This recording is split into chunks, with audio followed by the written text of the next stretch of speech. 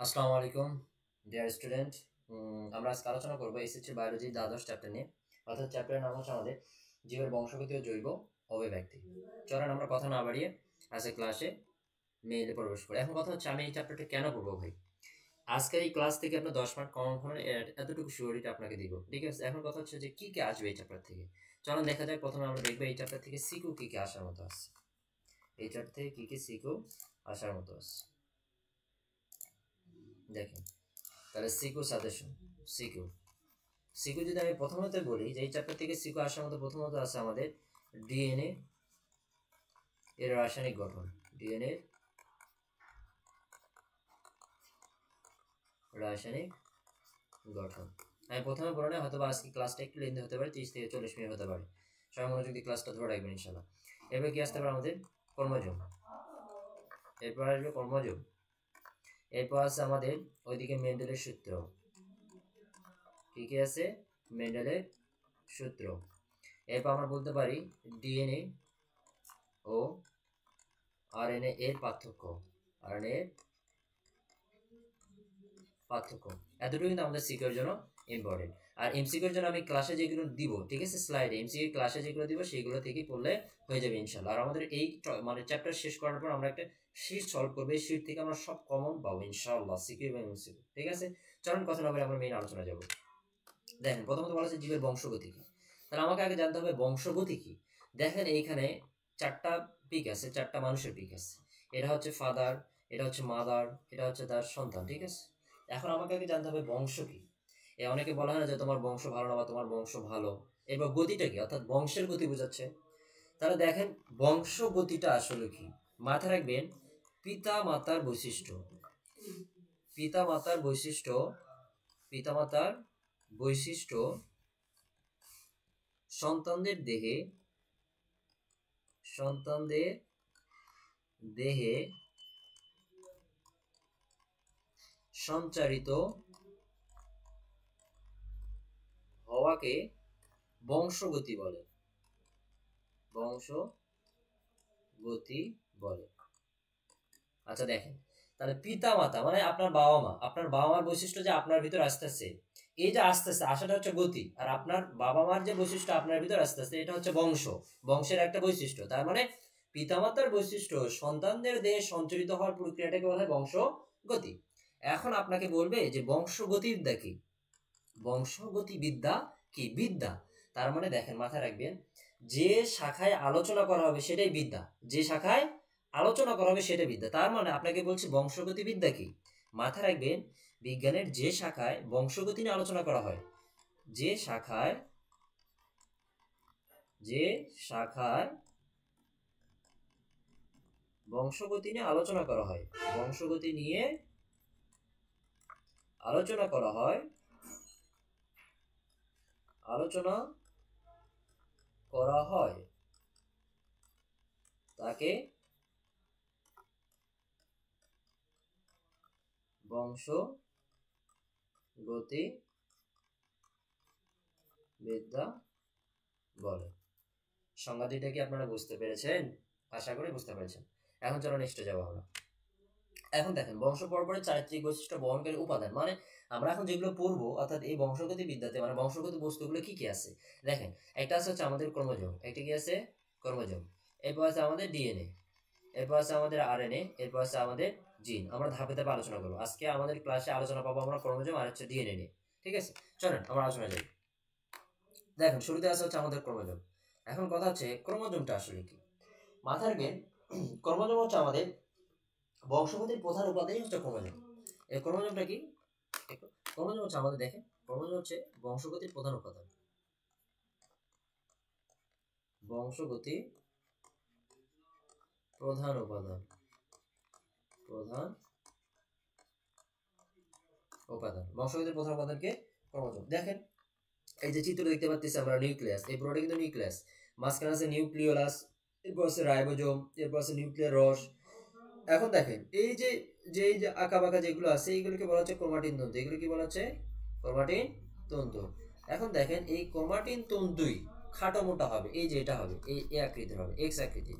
এখান থেকে আবার কি হবে দেখেন, এই এখানে আবার অসংখ্য প্যাচ থাকে। সে অসংখ্য প্যাচ থেকে আমরা এই যে অল্প একটু প্যাচ দেখতে পাচ্ছি, এই প্যাচটাকে যখন আরো ক্ষুদ্র করব, আরো জুম করে দেখব, তখন এটা আরো পেঁচানো হবে। এই পেঁচানোটাকে যখন আরো জুম করে দেখব, তখন আমরা এরকম একটা বেস দেখতে পারবো। এই বেসটাকে যখন ভাঙবো, তখন আমরা দেখতে পারবো ডিএনএ। তখন কি দেখতে পারবো? ডিএনএ। তাহলে বলুন তো ডিএনএ কত ক্ষুদ্র, বুঝতে পারছেন? ডিএনএ কতটা ক্ষুদ্র। এরপর আসেন ক্রোমোজোম, আমরা কিছু একটু ধারণা নিই।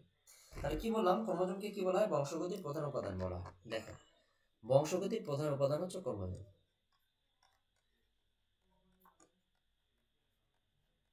বংশগতির প্রধান উপাদান ক্রোমোজোম। আমার স্যালাডের বাইরে আপনাকে আর কিছু করতে হবে না, মানে আমি যতটুকু আপনার পড়াবো এতটুকু আপনার এক্সামের জন্য লাগবে। আচ্ছা, এখন কথা হচ্ছে এই ক্রোমোজোম আবিষ্কার কি করে বলতে পারবেন? ক্রোমোজোম আবিষ্কার করা হচ্ছে বিজ্ঞানী স্টার্স বার্জার, আবিষ্কারক। আবিষ্কারক আবিষ্কারক হচ্ছে বিজ্ঞানী স্টার্স বার্জার। এস স্টার্স Strasburger, sorry, Strasburger, ইয়া।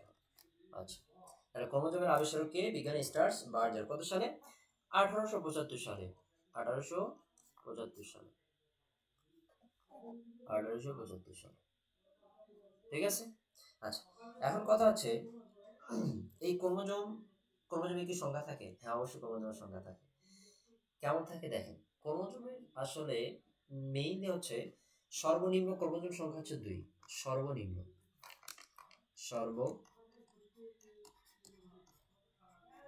সর্বনিম্ন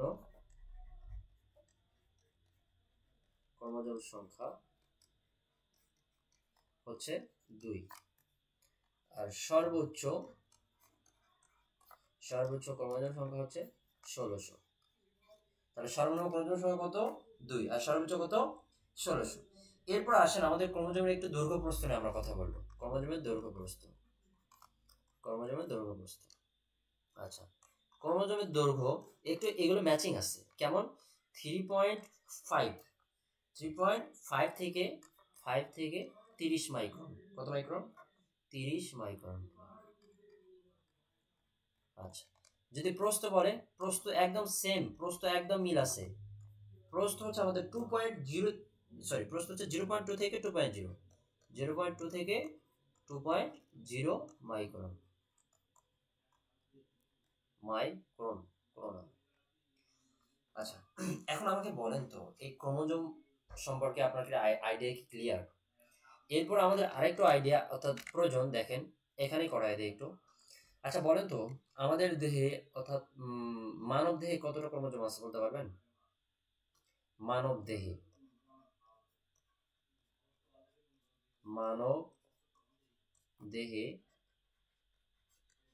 প্রতিটি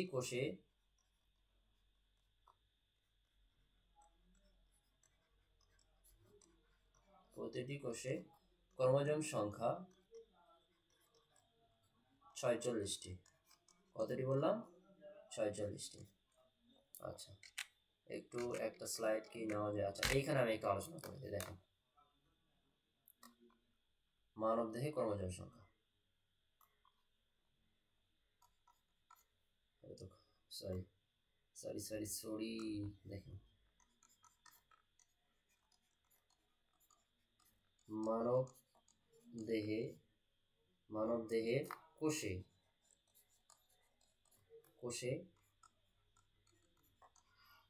ক্রোমোজোম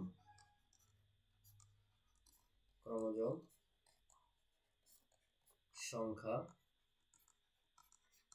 কতটি? যদি এটা বলে তাহলে অ্যান্সার কতটি হবে বলেন? আপনারা সবাই ভুল অ্যান্সার দিবেন। এটার অ্যান্সার তখন হবে অসংখ্য। কেন? কারণ আমাদের দেহে কোষ কতগুলো আছে? অসংখ্য কোষ আছে, তার মানে ক্রোমোজোম অসংখ্য। যদি আপনাকে আবার বলে মানব দেহে প্রতিটি কোষে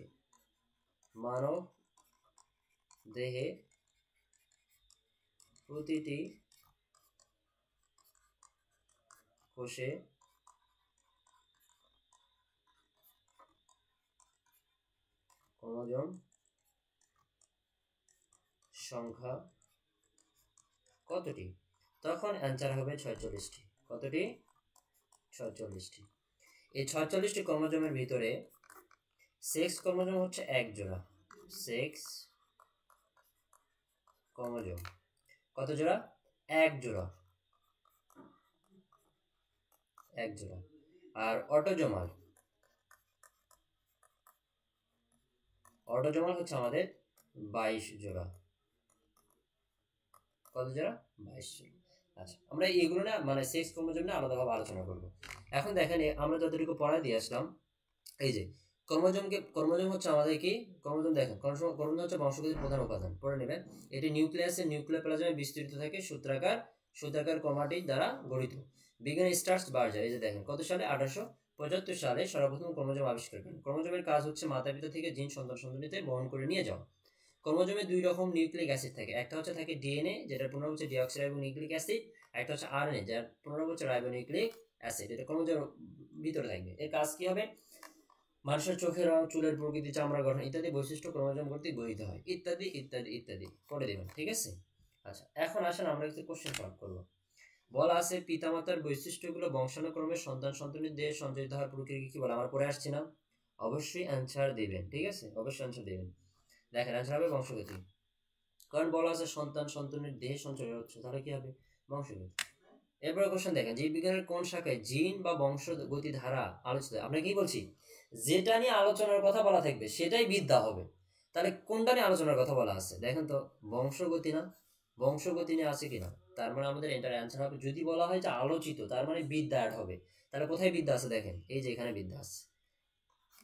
তাহলে আমরা ইজিতে সলভ করতে পারছি কিনা? যদি আলোচিত বলে কোন শাখায় আলোচিত, তাহলে আলোচিত শাখা বলে যুক্ত হবে বিদ্যা। কি যুক্ত হবে? বিদ্যা। তাহলে বিদ্যা কোথায় যুক্ত আছে? এই যে এখানে যুক্ত আছে। বুঝতে পেরেছেন বাবারা? চলো নেক্সটে যাবো। এরপর বলা আছে বংশগতির বৈশিষ্ট্যের ধারক ও বাহক কোনটা? কি বলা আছে? বংশগতির বৈশিষ্ট্যের ধারক ও বাহক। একটু আগে কিন্তু আমরা পড়ে আসছি যে কি ক্রোমোজোমকে বলা হয় বংশগতির ধারক ও বাহক বা প্রধান উপাদান। তাহলে কোনটা হবে? ক্রোমোজোম হবে অ্যান্সার। আমরা পারতেছি কিনা বলেন? এগুলো কিন্তু মানে বোর্ডে আসা কোশ্চেন। আচ্ছা, এরপর দেখেন আছে আমাদের ডিএনএ। তো এই যে ডিএনএটা হচ্ছে আমাদের আজকে মেইন এবং লাস্ট টপিক। ডিএনএর পুনর্বার আমরা কি পড়ে আসলাম? দেখেন ডিএনএর পুরো পড়লাম ডিঅক্সিরাইবো নিউক্লিক অ্যাসিড। এই যে ডিঅক্সিরাইবো নিউক্লিক অ্যাসিড। এখন আসেন এই যে ডিএনএ আমরা যে পড়বো, এই ডিএনএতে আমাদের কি কি প্রয়োজন আছে, ডিএনএ কিভাবে কি নিয়ে গঠন হবে। মাথায় রাখবেন ডিএনএ গঠন হবে পলিনিউক্লিওটাইড দ্বারা। কি দ্বারা? পলিনিউক্লিওটাইড। এখন এই নিউক্লিওটাইডে কি কি থাকবে? নিউক্লিওটাইডে কি কি থাকবে দেখেন, নিউক্লিওটাইড। এই নিউক্লিওটাইডে থাকবে আমাদের 5 কার্বন বিশিষ্ট শর্করা যেটা ডিঅক্সিরাইবোস। 5 কার্বন বিশিষ্ট শর্করা যেটা কি ডিঅক্সিরাইবোস। ডিঅক্সিরাইবোস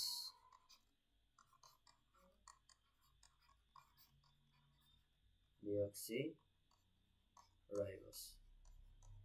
এখন কথা হচ্ছে এই ডিঅক্সিরাইবোসটা দেখতে কেমন? দেখেন এই ডিঅক্সিরাইবোসটা দেখতে হবে আমাদের একটা ঘরের মতো। কার মতো হবে? এই যে ঘরের মতো হবে। এটা হচ্ছে ডিঅক্সিরাইবোস, ঠিক আছে? এরপর আসেন, এরপর আমাদের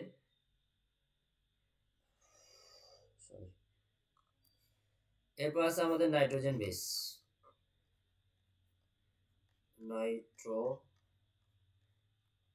নাইট্রোজেন বেস। এরপর আছে আমাদের অজৈব ফসফেট। অজৈব ফসফেট। এখন আসেন এই নাইট্রোজেনের বেজের ভিতরে আবার আমাদের পার্থক্য আছে। নাইট্রোজেন বেজ দুইটা আছে, একটা হচ্ছে পিউরিন আর একটা হচ্ছে পাইরিমিডিন। পাইরিমিডিন। আর অজৈব ফসফেট হচ্ছে আমাদের H3PO4। যখন আমরা এটার গঠন লিখব তখন আমরা শুধুমাত্র ফসফেট অ্যাড করে দিলে হবে, ঠিক আছে? এখন আসেন এই যে পিউরিন, এই পিউরিনে আবার দুইটা থাকে। পিউরিনে কয়টা থাকবে? দুইটা। কি কি থাকবে? একটা থাকবে অ্যাডেনিন, একটা থাকবে গুয়ানিন। এখন অ্যাডেনিনের সিম্বল কি হবে? আমি কি দ্বারা চিনবো এটা অ্যাডেনিন? আমি এ দ্বারা চিনবো এটা অ্যাডেনিন। কি দ্বারা চিনবো এটা গুয়ানিন? আমি জি দ্বারা চিনবো এটা গুয়ানিন। বুঝতে পারছেন এটা? পিউরিন দুই প্রকার, একটা অ্যাডেনিন আর একটা গুয়ানিন। এবার আসেন পাইরিমিডিন। এই পাইরিমিডিনের তিনটা থাকবে, কি কি থাকবে? Cytosine, cytosine, adenine guanine cytosine. এরপর আছে আমাদের থায়ামিন, থায়ামিন। এরপর আছে আমাদের ইউরাসল, ইউরাসল। এখন কথা হচ্ছে ভাইয়া অ্যাডেনিনের সিম্বল এ, গুয়ানিনের সিম্বল জি, তাহলে সাইটোসিনের সিম্বল কি? সাইটোসিনের সিম্বল হবে সি, থায়ামিনের সিম্বল হবে টি, ইউরাসলের সিম্বল হবে ইউ। এখন আমাকে এতটুকু বলেন যে আমরা ডিএনএ গঠন করার জন্য আমাদের যা যা প্রয়োজন সবগুলো কিন্তু আমরা মানে পেয়ে গেছি। ঠিক আছে, কি কি পাইছি দেখেন। এই যে আমরা পাইছি ডিঅক্সিরাইবোজ 5 কার্বন বিশিষ্ট, এরপর আমরা নাইট্রোজেন বেস পেলাম। এখন এই নাইট্রোজেন 5টার ভিতরে কিন্তু ডিএনএতে একটা থাকবেন, কোনটা থাকবে সেটা বলে দিচ্ছি। এরপর আমরা অজৈব ফসফেট 3টা উপাদানই পাইছি।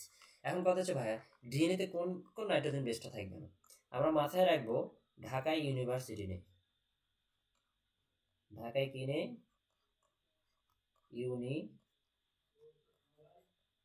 ইউনিভার্সিটি নেই।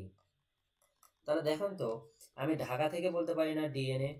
বলতে পারি কিনা? অবশ্যই পারি। ইউনিভার্সিটি থেকে দেখুন তো বলা যায় না যে ইউরাসল? বলা যায় কিনা? ইউনিভার্সিটি থেকে ইউরাসল, তাহলে নেই মানে কি বলা আছে? নেই মানে নেই। তার মানে ডিএনএতে ইউরাসল থাকবে না। ডিএনএতে কি থাকবে না? ইউরাসল থাকবে না। এখন কথা হচ্ছে ভাইয়া ইউরাসল যদি না থাকে তাহলে ওই জায়গায় কে থাকবে? ওই জায়গায় থাকবে থায়ামিন। কিভাবে বুঝলাম? দেখেন, আমরা এখন বলবো রমনায় থানা নেই, রমনায়, সরি, রমনায় থানা নেই। তাহলে দেখুন তো আমি রমনা থেকে বলতে পারি না আরএনএ? বলা যায়। থানা থেকে বলতে পারি না থায়ামিন? নেই মানে কি? আমাদের আরএনএ তে থায়ামিন থাকবে না। তাহলে এখান থেকে কি বোঝাচ্ছি আমি আসলে দেখেন, যেখানে আমাদের ইউরাসল থাকবে না সেই ইউরাসলের পরিবর্তে থায়ামিন থাকবে। মানে আপনি বিয়ে করছেন, সাপোজ আপনার বউ মারা গেছে, তাহলে আপনার বউ মারা গেছে, তাহলে আপনার এই যে আপনার বউ মারা গেছে, তার মানে বউ মারা গেলে আপনি আরেকটা বিয়ে করবেন, তাহলে যেখানে ইউ থাকবে না, যেখানে ইউ থাকবে না সেখানে কে যাবে? টি যাবে। আবার যেখানে আপনি ধরেন আপনার বউকে রাখে আপনি মারা গেছেন, তাহলে আপনি মারা গেলে আপনার বউ আরেকটা বিয়ে করে নেবে, তার মানে যেখানে টি থাকবে না সেখানে আসবে কে? ইউ আসবে। বুঝতে পারছেন কি? মানে যেখানে ইউ থাকবে না সেখানে টি আসবে, যেখানে টি থাকবে না সেখানে ইউ যাবে। তার মানে ঢাকায় ইউনিভার্সিটি নিয়ে থেকে বললাম ডিএনএ তে ইউরাসল থাকবে না, আর রমনায় থানা নেই মানে আরএনএ তে থায়ামিন থাকবে না। তাহলে ডিএনএ তে যদি ইউরাসল না থাকে তাহলে ইউরাসলের পরিবর্তে কে থাকবে? থায়ামিন থাকবে। আরএনএ তে যদি থায়ামিন না থাকে তাহলে থায়ামিনের পরিবর্তে কে থাকবে? ইউরাসল থাকবে। এতটুকু ক্লিয়ার? আপনারা কি বুঝতে পারছেন? আশা করি বুঝতে পারছেন। নেক্সট চলেন যাই।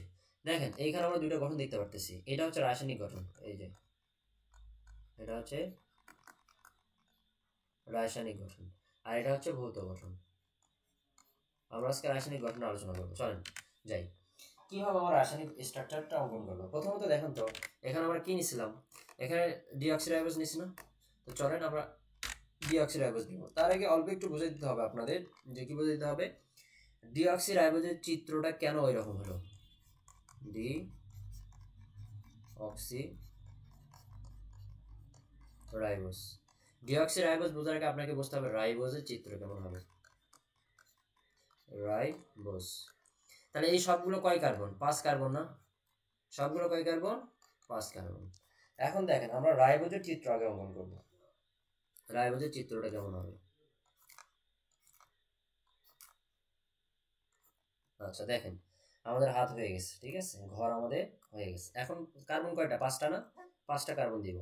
1টা, 2টা, 3টা, 4টা, এই তো 5টা কার্বন হয়ে গেছে। এই ফাঁকা জায়গায় কি থাকবে?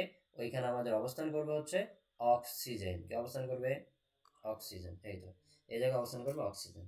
আর এখানে অবস্থান করবে আমাদের CH2OH, ঠিক আছে। এখন দেখেন 5টা কার্বন হয়েছে কিনা, আমরা একটু কার্বন সংখ্যা গণনা করি। দেখেন এটা হচ্ছে 1 নং কার্বন, এটা হচ্ছে 2 নং কার্বন, এটা হচ্ছে 3 নং কার্বন, এটা 4 নং, আর এটা হচ্ছে আমাদের 5 নং কার্বন। আশা করি কার্বন সংখ্যা ক্লিয়ার। এখন দেখেন প্রত্যেকটার সাথে আমাদের যুক্ত হবে OH এবং এইচ। কেন? কারণ হাত অর্থাৎ বন্ধনটা গঠন করতে হবে। OH এবং যুক্ত হবে এইচ। এরপর আসেন OH যুক্ত হবে এইচ। এখানে যেহেতু আগে থেকে OH আছে তাহলে আমরা যুক্ত করে দিব শুধু এইচ। এইটা হচ্ছে আমাদের রাইবোজের গঠন। এখন দেখেন এখানে বলা আছে না যে কি ডিঅক্সিরাইবোজ, তাহলে আমরা ডি মানে বুঝি কি 2, ডি মানে কি বুঝি 2, অক্সি মানে অক্সিজেন, অক্সি মানে কি অক্সিজেন, তার মানে 2 নং কার্বন আমাদের এই অক্সিজেনটা থাকবে না, 2 নং কার্বন অক্সিজেন থাকবে না। কোথাকার 2 নং কার্বন? এই যে দেখেন তো এইখানে এই যে এটা 2 নং কার্বন না?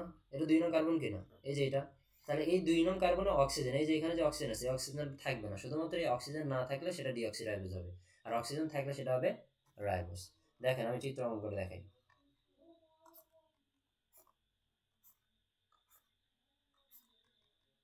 হাত হয়ে গেছে আমাদের।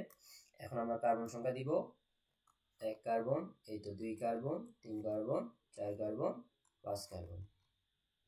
বুঝতে পেরেছি কি আমরা?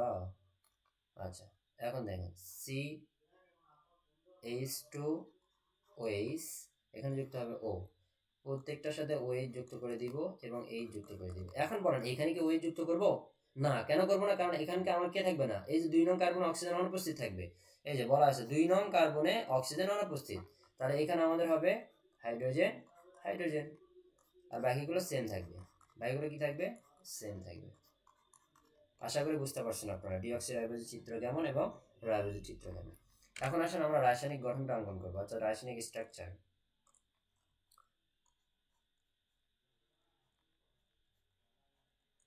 রাসায়নিক গঠন, তাহলে রাসায়নিক গঠন অঙ্কন করতে আমাদের কি কি লাগবে? প্রথমত বলছি ডিঅক্সিরাইবোজ লাগবে, তাহলে চলেন আমরা ডিঅক্সিরাইবোজ অঙ্কন করি। এই তো এটা হচ্ছে আমাদের ডিঅক্সিরাইবোজ,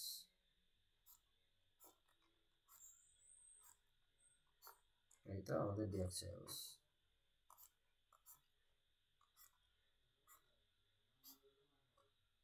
ডিঅক্সিরাইবোজ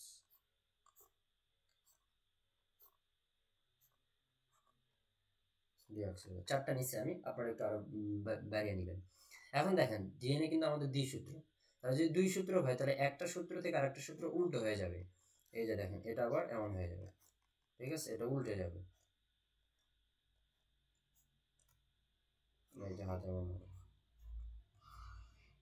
আপনারা কি বুঝতে পারতেছেন? যারা আপনারা এর আগে ক্লাস করেছেন আমার অফলাইনে, তারা আশা করি একদম ক্লিয়ার।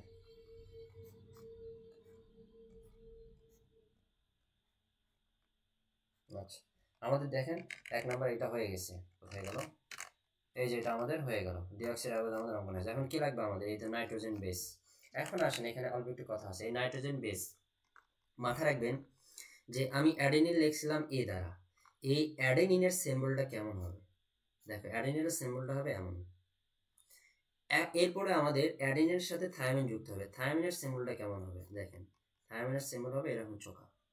এখন কথা হচ্ছে দেখুন তো এটার সাথে এটা মিল আছে কিনা? অবশ্যই আছে, তাহলে মাথায় রাখবেন আমির সাথে তুমি যুক্ত হবে, আমির সাথে কি যুক্ত হবে?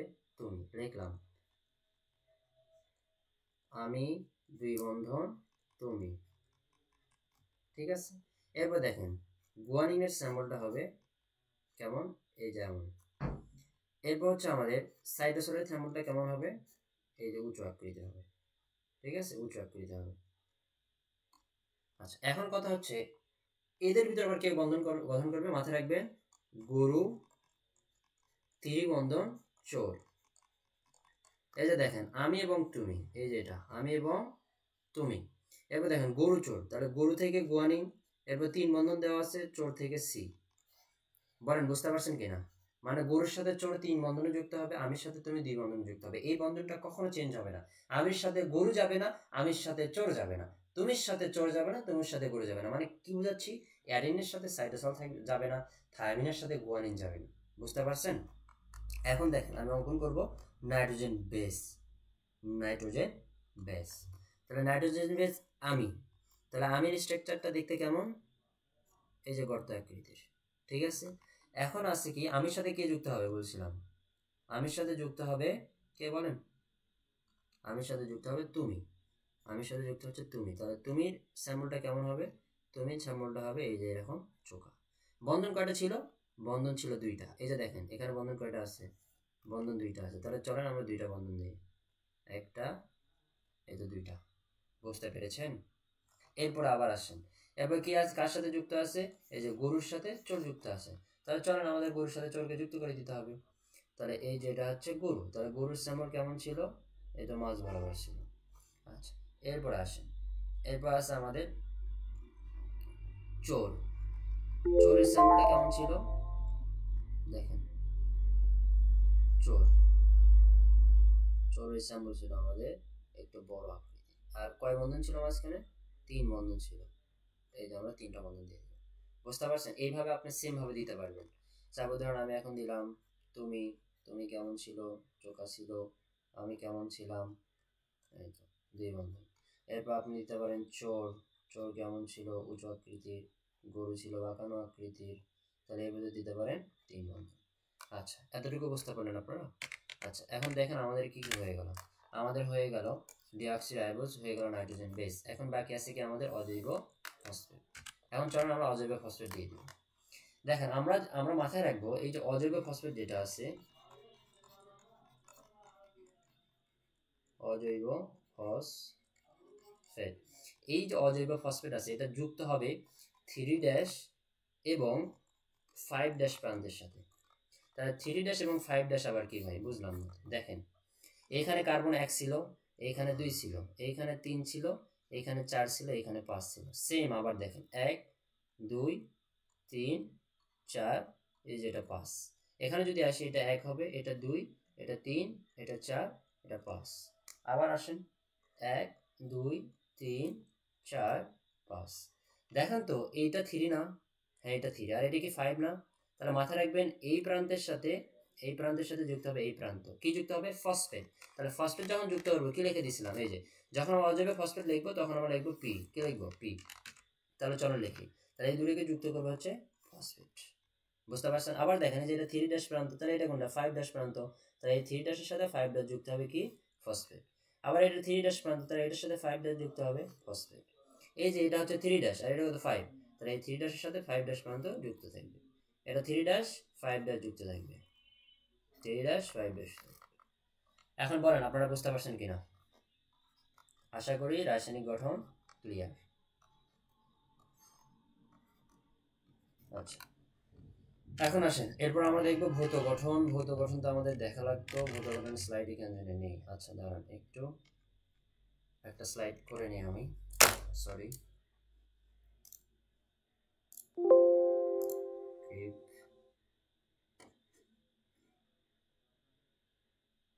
আচ্ছা, এখান থেকে একটা স্লাইড আমরা চালু করে নিতে পারি, নিউ স্লাইড। আচ্ছা দেখেন, তাহলে আমাদের ডিএনএ রাসায়নিক গঠন আপনারা বুঝতে পারছেন কিনা বলেন আমাকে? আশা করি বুঝতে পারছেন। আচ্ছা, এখন আমরা আলোচনা করব ডিএনএ ভৌত গঠনে। কি গঠনে? ভৌত গঠন। দেখেন ভৌত গঠন, ভৌত গঠন।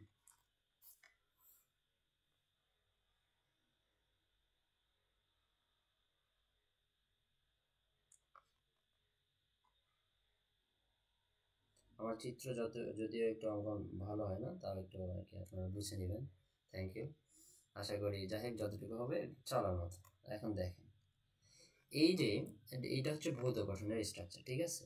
এখন দেখেন আমরা পূর্ণ দৈর্ঘ্য কখন বলি? যখন একটা পরিপূর্ণ বৃত্ত হয় তখন বলি না? তাহলে দেখেন একটা পূর্ণ দৈর্ঘ্য হবে এই জায়গা থেকে শুরু করে এই যে এই জায়গা পর্যন্ত, এই পুরোটাকে বলা একটা পূর্ণ দৈর্ঘ্য। তাহলে এই একটা পূর্ণ দৈর্ঘ্যের ব্যাস আমরা মাথায় রাখবো 34 অ্যাংস্ট্রম। 34 অ্যাংস্ট্রম, অর্থাৎ ডিএনএ একটা পূর্ণ দৈর্ঘ্য। এরপরে আসে এই যে পূর্ণ দৈর্ঘ্য, এই পূর্ণ দৈর্ঘ্যে আমাদের হ্যালিক্স, হ্যালিক্স কোনটা? দেখেন এই যে মাঝ বরাবর যেটা থাকবে সেগুলো হচ্ছে হ্যালিক্স। এই হ্যালিক্স থাকবে টোটাল 10টা। 10টা কিভাবে? এখানে থাকবে 5টা, 2 3 4 5টা। আবার এই ঘরে থাকবে 5টা, 3 4 5। তাহলে টোটাল কয়টা হলো? 10টা হ্যালিক্স হয়েছে। এখন দেখেন তাহলে পূর্ণ দৈর্ঘ্যে আমাদের হ্যালিক্স কয়টা আছে? পূর্ণ দৈর্ঘ্যে, পূর্ণ দৈর্ঘ্যে, দৈর্ঘ্যে হ্যালিক্স থাকবে 10টি। কয়টি? 10টি। এখন আপনাকে যদি বলা হয় একটা হেলিক্স থেকে আরেকটা হেলিক্সের ব্যাস কত, একটা হেলিক্স থেকে আরেকটা হেলিক্সের ব্যাস, হেলিক্স কোনটা, এই যে এটা, এই একটা হেলিক্স থেকে আরেকটা হেলিক্স, একটু বলে দেই, দেখেন একটা হেলিক্স থেকে, এই যে এই একটা হেলিক্স থেকে আরেকটা হেলিক্সের ব্যাস, একটি হেলিক্স থেকে একটি হেলিক্স থেকে অন্য হেলিক্সের ব্যাস, অন্য হেলিক্স এ ব্যাস হবে 3.4 অ্যাংস্ট্রম। কিভাবে? সাপোজ আপনার কাছে 34 টাকা আছে, আপনাকে বলতেছি 10 জনকে ভাগ করে দিতে হবে, তাহলে আপনি কি 10 দ্বারা 34কে ভাগ করবেন না? অবশ্যই করবেন। এইখানে 5টা ঘর আছে, এই যে এইখানে 5টা ঘর, এইখানে 5টা ঘর, টোটাল 10টা ঘর, তাহলে এই টোটাল দৈর্ঘ্য কত, 34, তাহলে 34কে 10 দ্বারা ভাগ করলে কত হবে, 3.4। এখন আসেন, এই যে আমি একটা হেলিক্স লিখলাম, এইখান থেকে এই যে এই পর্যন্ত যে একটা হেলিক্স অঙ্কন করলাম, এই যে এই, সরি দেখেন, এইখান থেকে এই যে এইখান পর্যন্ত এই এতটুকু যে হেলিক্স আছে, এই হেলিক্সটার দৈর্ঘ্য হচ্ছে 20 অ্যাংস্ট্রম। কত অ্যাংস্ট্রম? 20 অ্যাংস্ট্রম। এখান থেকে জাস্ট এতটুকু, আর বেশি আমাদের লাগবে না। ঠিক আছে, আশা করি বুঝতে পারছি। থ্যাংক, চলেন নেক্সটে যাই। এই যে এখানে পড়াগুলো আছে আমরা একটু পড়ে নেব, ঠিক আছে? এটা রিডিং পড়ে নেবো, কারণ এগুলো আমি পড়াইছি, রিডিং পড়ায় নেবেন। আচ্ছা, এখন আসেন আমরা একটু কোশ্চেন সলভ করবো। দেখেন বলা আছে ক্রোমোজোমের স্থায়ী রাসায়নিক পদার্থ কোনটি? ক্রোমোজোমের ভিতরে স্থায়ী রাসায়নিক পদার্থ কোনটা থাকবে বলেন? আপনারা বলেন কোনটা কোনটা পড়াইছি এতক্ষণ পর্যন্ত? আমি কি আরএনএ পড়াইছি? না। জিন পড়াইছি? না। গুয়ানিন হ্যাঁ পড়াইছি, কিন্তু এটা তো উপাদান হতে পারবে না, রাসায়নিক পদার্থ হবে না। কি হবে? অ্যান্সার হবে ডিএনএ। ডিএনএ হেলিক্সের একটি পূর্ণ ঘূর্ণনের মধ্যে কয়টি নিউক্লিওটাইড থাকে? এই যে দেখেন, আমরা এখানে একটু আগে পড়লাম, এই যে দেখেন হেলিক্সের এই যে কয়টা থাকবে, পূর্ণ দৈর্ঘ্যে হেলিক্স থাকবে হচ্ছে 10টা। কয়টা থাকবে? 10টা। তাহলে অ্যান্সার কোনটা হবে? 10টি। এরপর আসেন, ডিএনএ অণুতে পার্শ্ববর্তী দুটি নিউক্লিওটাইডের দূরত্ব কত? কি বলা আছে? পার্শ্ববর্তী। তাহলে পার্শ্ববর্তী কোনটা দেখেন তো, এই যে এটা পার্শ্ববর্তী না, এই যে এইটা থেকে এই যে এইটা, এটা পার্শ্ববর্তী কিনা দেখেন, এটা থেকে এটা পার্শ্ববর্তী, তার মানে বলা আছে একটা হেলিক্স থেকে অন্য হেলিক্সের ব্যাস, তাহলে আমার পার্শ্ববর্তী দূরত্ব, তাহলে কত হবে? 3.4 অ্যাংস্ট্রম। এগুলো কিন্তু বোর্ডে আসা কোশ্চেন, তাহলে অ্যান্সার হবে 3.4। এরপর দেখেন অ্যাডিনিন কোন ক্ষারকের সাথে ওই বন্ড দ্বারা যুক্ত হবে, অর্থাৎ কোন ক্ষারকের সাথে বন্ড যুক্ত হবে? অ্যাডিনিন। তাহলে অ্যাডিনিনের স্যাম্পল কি? এ। তাহলে আমি কি বলছিলাম? আমি আর তুমি, আমি আর কে? তুমি। এ হচ্ছে আমি, আমি আর তুমি, তাহলে আমি এ, তুমি কে?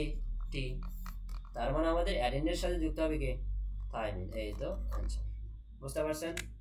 আচ্ছা, এরপরে সলভ করেন। ক্রোমোজোমের স্থায়ী রাসায়নিক পদার্থ কোনটি? ডিএনএ তো আমরা সলভ করলাম, ওটা আবার আসছে 10টি, সরি। আচ্ছা, এটা সলভ করবেন। দেখেন এটা কি ছিল আমাদের? 5 কার্বন বিশিষ্ট ছিল না? এখানে সি দ্বারা বোঝাচ্ছে, তাহলে সি দ্বারা কি বোঝাচ্ছে বলেন? আমরা কিন্তু সলভ করছি, এই যে চিত্রতে যাই, দেখেন এই যে এটা হচ্ছে সি, মানে সুগার বোঝাচ্ছে। এই সুগারটা কি? এটা টোটালটা কত? এই টোটালটা 5 কার্বন ছিল না? 5 কার্বন ছিল কিনা? অবশ্যই 5 কার্বন ছিল। তাহলে দেখেন, তাহলে এই বোঝাচ্ছে, এই চিত্রটাকে দেখেন, এই চিত্রটা আমাদের ডিএনএ গঠনের চিত্র না বাবা? অবশ্যই কিনা? হ্যাঁ অবশ্যই।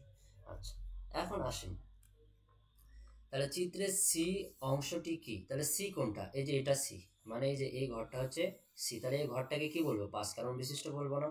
তাহলে অ্যান্সার হবে 5 কার্বন বিশিষ্ট শর্করা। এবার বলছে চিত্রে এ অংশটি কি?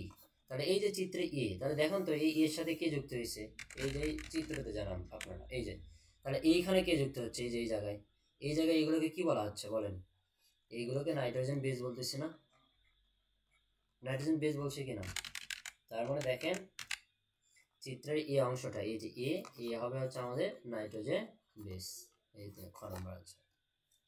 আচ্ছা, এরপর দেখেন একটা সিকিউ দেওয়া আছে সুন্দর, বলা আছে ডিএনএ ফিঙ্গারপ্রিন্ট কি? এটা এখনো পড়াই দেই না আপনাদের, এটা পরে পড়াই দিব। সন্তান সন্তানী হুবহু পিতামাতার মতো হয় না কেন? সুন্দর একটা কোশ্চেন। পিতামাতার মতো সবাই কিন্তু হয় না, কেন হয় না? কারণ পিতামাতার যে বৈশিষ্ট্য, সব বৈশিষ্ট্য কিন্তু সন্তানের ভিতরে আসে না, এই জন্য সন্তান হুবহু পিতামাতার মতো হয় না। শেষ আনসার। এরপর গ নম্বরে বলা আছে এ এর রাসায়নিক গঠন আলোচনা করেন। তাহলে দেখেন তো আমি রাসায়নিক গঠন আলোচনা করছি না? এই যে রাসায়নিক গঠন, জাস্ট এই চিত্রটা দিয়ে দিবেন, আর এই যে এখান থেকে বাংলা কথা অ্যাড করে দিবেন, এটাই সিকিউর অ্যান্সার। আশা করি বুঝতে পারছেন।